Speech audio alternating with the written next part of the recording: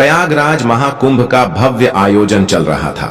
संगम के तट पर आस्था का सैलाब उमड़ा हुआ था। लाखों की भीड़ गंगा में डुबकी लगा रही थी। अखाड़ों की चहल पहल और हर तरफ साधु संतों के तंबू लगे थे। लेकिन इस बार इस पवित्र आयोजन के बीच कुछ ऐसा होने वाला था जिसने सभी को हिलाकर रख दिया। सेक्टर 14 के बड़े शिविर में एक दिन सुबह एक नया साधु पहुंचा। उसकी लंबी दाढ़ी, माथे पर चंदन का बड़ा टीका और गेरुआ वस्त्र उसे बाकी साधुओं जैसा ही बना रहे थे। वह धीरे धीरे शिविर के अंदर आया और मुख्य साधु के चरणों में झुक गया। मुख्य साधु ने उसकी ओर देखा और बोले, महात्मा जी, आप कहां से पधारे हैं? नए साधु ने हाथ जोड़ते हुए जवाब दिया, काशी से यहां संगम पर साधना करने की इच्छा थी, इसलिए आ गया।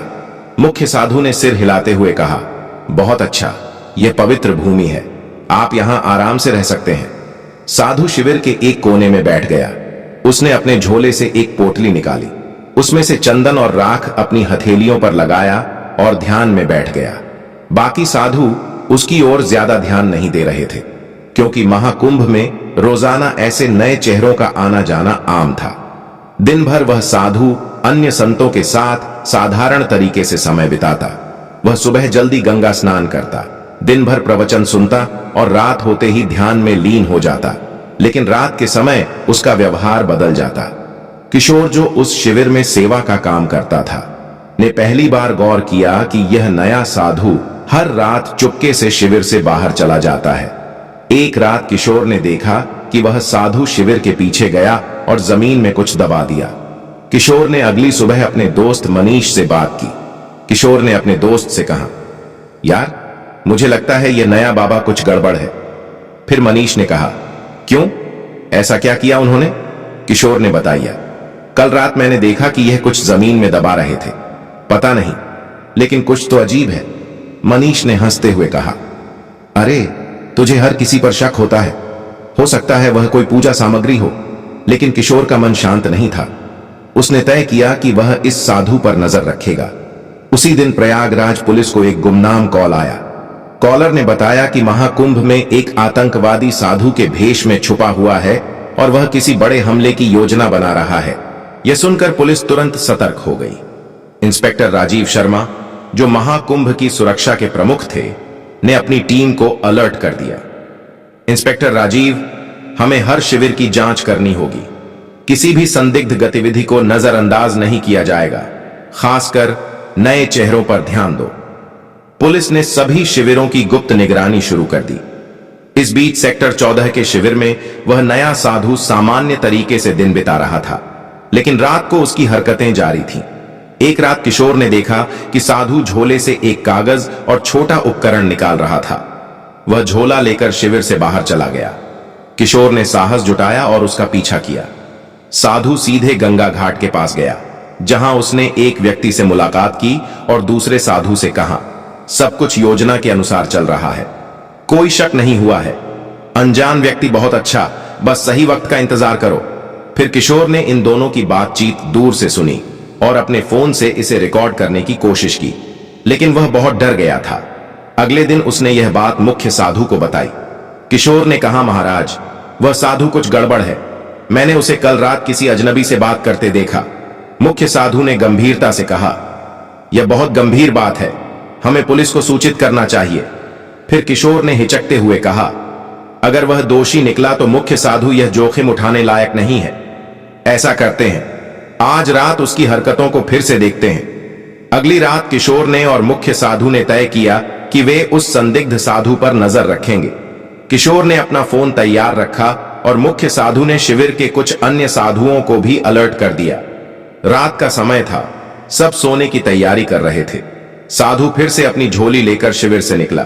साधु गंगा किनारे के एक सुनसान घाट पर पहुंचा, जहां वही व्यक्ति मौजूद था जिससे वह पहले भी मिला था। अनजान व्यक्ति ने पूछा, तुमने जो कहा था वह काम पूरा कर लिया? साधु ने उत्तर दिया, हाँ, उपकरण सही जगह पर सेट कर दिए गए हैं, बस एक आदेश का इंतजार है। मुख्य साधु और किशोर यह सुनकर चौंक गए। किशोर ने इस बातचीत को रिकॉर्ड कर लिया। मुख्य साधु ने धीरे से किशोर से कहा, तुरंत पुलिस को बुलाओ। किशोर ने पुलिस को कॉल किया और उन्हें सारी जानकारी दी। इंस्पेक्टर राजीव शर्मा और उनकी टीम तुरंत हरकत में आ गई। इंस्पेक्टर राजीव ने कहा, हमें इस संदिग्ध साधु को रंगे हाथों पकड़ना होगा। अगर वह सच में आतंकवादी है तो वह कोई बड़ा खतरा बन सकता है। पुलिस ने घाट की ओर जाने वाले सभी रास्तों को घेर लिया। कुछ जवान वेश बदलकर वहां पहुंचे ताकि साधु को उन पर शक ना हो। साधु और उसका साथी अभी भी बातचीत में व्यस्त थे। साधु ने कहा, यह आखिरी चरण है, बस जैसे ही भीड़ सबसे ज्यादा होगी हमें कार्रवाई करनी है। अनजान व्यक्ति ने उत्तर दिया, यह हमला सबके लिए एक बड़ा संदेश होगा। कोई सोच भी नहीं सकता कि महाकुंभ जैसी जगह को निशाना बनाया जा सकता है। पुलिस टीम ने सही का इंतजार किया। जैसे ही साधु ने अपने झोले से एक और उपकरण निकाला, पुलिस ने उन्हें घेर लिया। इंस्पेक्टर राजीव ने कहा, हाथ ऊपर करो, पुलिस से बचने की कोशिश मत करना। साधु और उसका साथी हड़बड़ा गए। साधु ने भागने की कोशिश की, लेकिन पुलिस ने उसे पकड़ लिया। झोले की तलाशी ली गई तो उसमें विस्फोटक उपकरण और कुछ नक्शे मिले। पुलिस ने तुरंत साधु और उसके साथी को गिरफ्तार कर लिया। पूछताछ में पता चला कि वह एक अंतरराष्ट्रीय आतंकी संगठन का सदस्य था।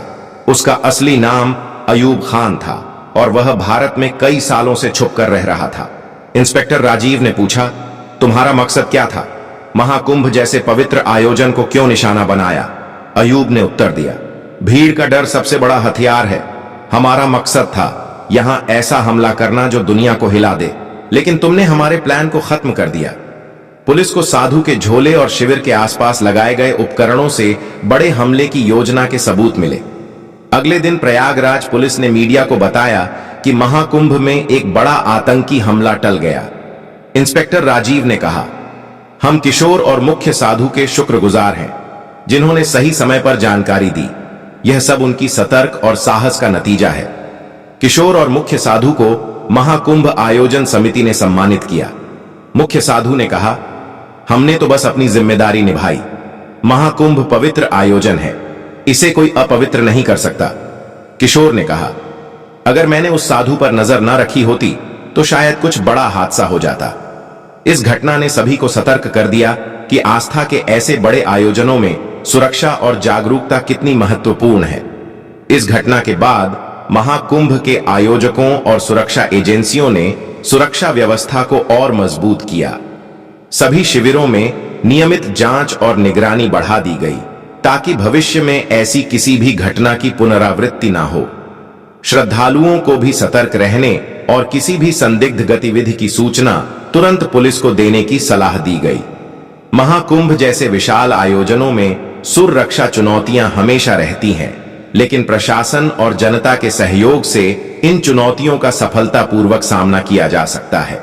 इस घटना ने यह साबित कर दिया कि सतर्कता और सामूहिक प्रयासों से बड़े खतरे को टाला जा सकता है। प्रिय दर्शकों, यदि आपको हमारा कंटेंट पसंद आया है और आप ऐसी ही और कहानियां सुनना चाहते हैं तो कृपया हमारे चैनल कथा मंथन को सब्सक्राइब करें। आपके सब्सक्रिप्शन से हमें प्रेरणा मिलती है और हम आपके लिए और भी रोचक कहानियां ला सकते हैं। साथ ही नए वीडियो